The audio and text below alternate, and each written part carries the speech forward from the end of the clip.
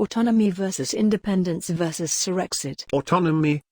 Chagos Island case. UN International Court of Justice determined on the 25th of February 2019 that the international law on treaty making provides that only sovereign independent states can make treaties. And colonies, who are non-self-governing territories, are not sovereign independent states with power to make such treaty with independent states. Therefore 1963 Malaysia Agreement, MA63, was not validly entered into because Sabah and Sarawak were not sovereign independent states when MA63 Treaty was signed. At the time that the treaty was signed, Sabah and Sarawak were still colonies of Britain. If 1963 Malaysia Agreement, MA63, is void, then there is no need to talk about autonomy. Sarawak presently has autonomy over her immigration. All other ministries are subjected to the decisions and directives of federal government. So if 1963 Malaysia Agreement, MA63, is void, all authority and power shall revert to Sarawak fully, and Sarawak shall have full control of all matters. Independence.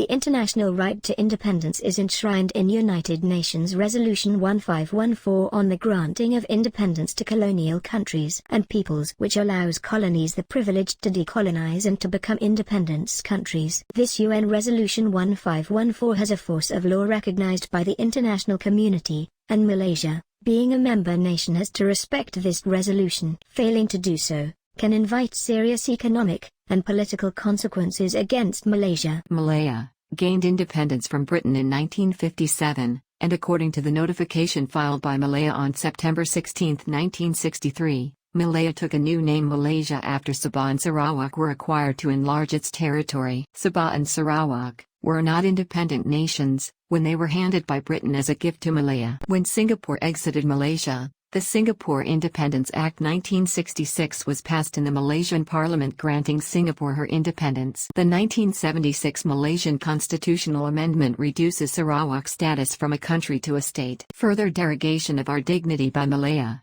was the passing of laws by the Malaysian Parliament to take ownership of our oil and gas under the Petroleum Development Act 1974, and our waters, by passing the Territorial Sea Act 2012, amongst other things. If Sarawak is an independent nation, her territory, oil and gas, will naturally revert to her under the UN's Continental Shelf Act 1964.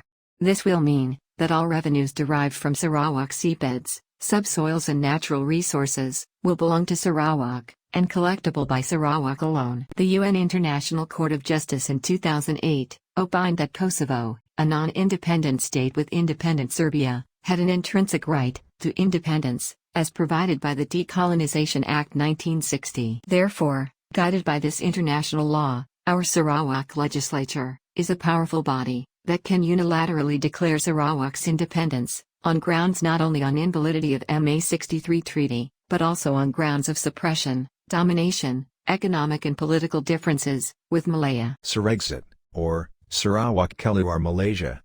This is the last step.